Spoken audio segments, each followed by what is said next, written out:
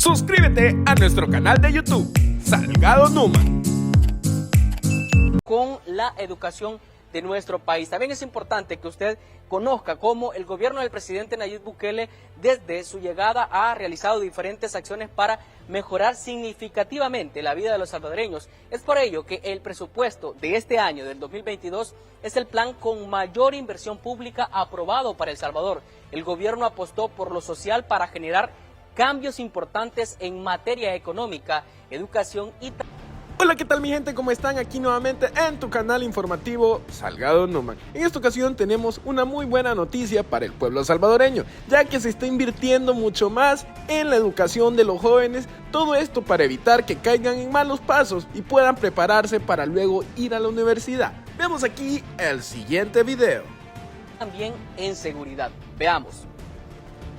El 43% del presupuesto general de la nación se destinó para la inversión social. En educación, con una partida que representa el 5.5% del PIB, se apostó por la reducción de la brecha digital. El Ministerio de Educación confirmó que ya se entregó la totalidad de computadoras y tablets para 1.1 millones de estudiantes del sector público. También se destinaron fondos para la mejora de la infraestructura educativa, capacitación docente y tecnología.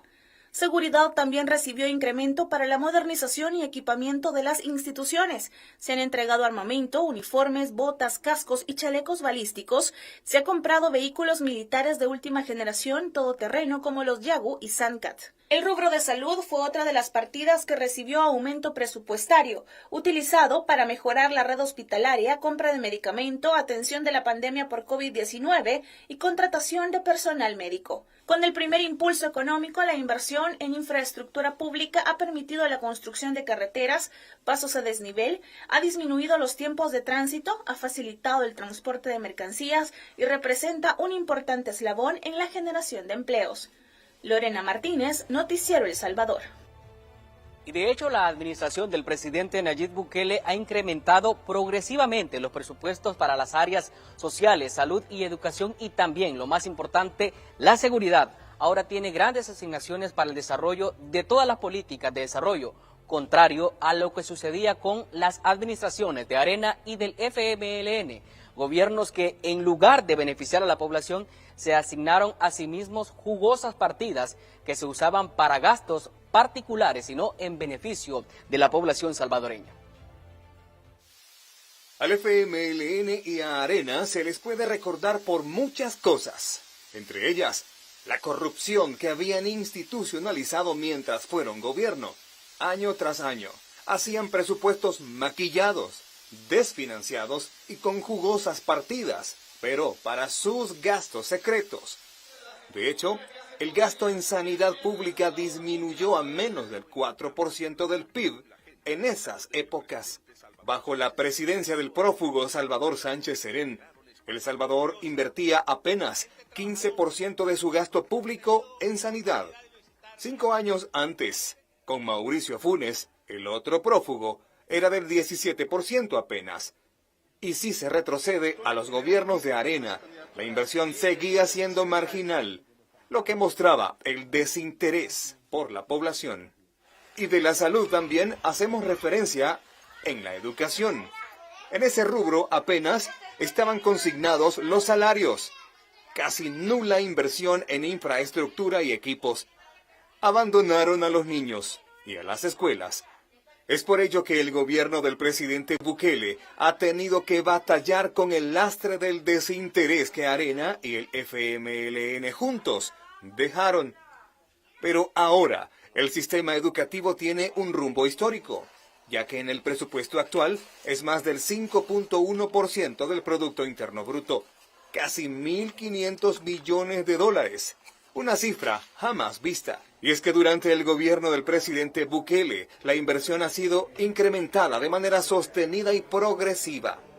No solo en salud y educación, sino también en seguridad. Como ejemplo, el FMLN tuvo presupuestos para seguridad de 500 millones en el 2014, 599 millones en el 2015 y 570 millones más en el 2016.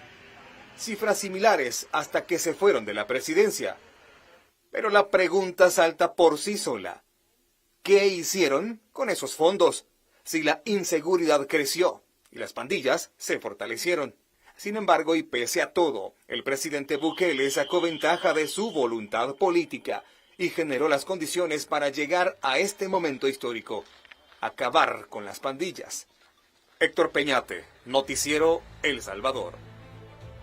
A estos datos es también importante, compañeros, agregar que se asignaron cerca de 300 millones de dólares a ONG ficticias, es decir, organizaciones que fueron creadas por los diputados de Arena y del FMLN y que llegaban las peticiones para asignarles esas cantidades importantes de dinero que provienen justamente del impuesto de los salvadoreños y luego eran aprobadas y los diputados, de hecho en una comisión especial, esos exfuncionarios admitieron que aprobaron fondos para esas organizaciones ficticias. Una situación que ha desaparecido y que contrasta totalmente con la actualidad cuando el gobierno sigue apostando por sus tres principales bases, la seguridad, la salud y la educación para la población salvadoreña, que definitivamente lleva un gran desarrollo para todas las personas que viven en El Salvador.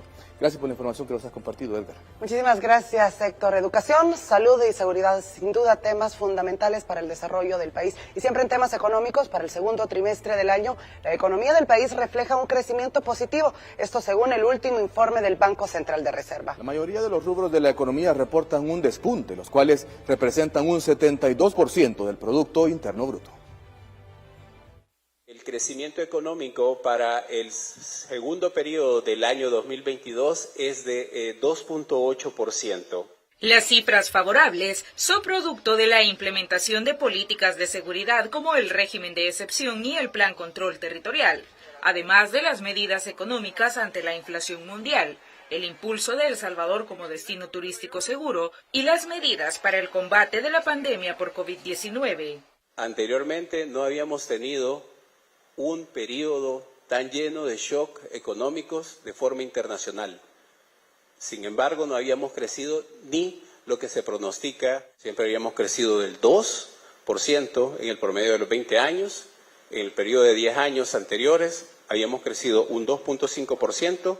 15 de 19 actividades económicas reportaron un crecimiento en el segundo trimestre, lo que representa un 72% del Producto Interno Bruto.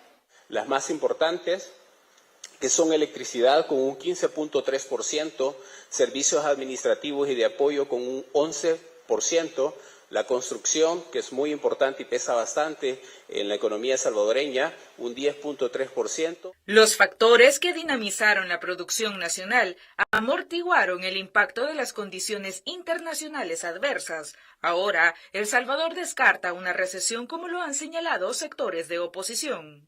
De acuerdo a la dinámica económica que registra el país, además de los datos y los últimos indicadores que tenemos hasta agosto, El Salvador estaría descartando una recesión para este año 2022. El gobierno además está brindando un clima de confianza y seguridad para la inversión, que junto a las políticas de seguridad, económicas y en materia de salud, contribuirán a elevar la proyección de crecimiento económico al cierre de 2022. Tatiana Funes, Noticiero El Salvador. El informe del Banco Central de Reserva además confirma que El Salvador mantiene la tasa de inflación más baja de la región, como resultado de la aplicación de las medidas económicas impulsadas por la administración del presidente Nayib Bukele. Entre las estrategias se encuentran la estabilización de los precios de los combustibles, la eliminación de aranceles en productos de la canasta básica, el subsidio del gas propano, facilitación de importación y las verificaciones de los comercios para evitar la especulación.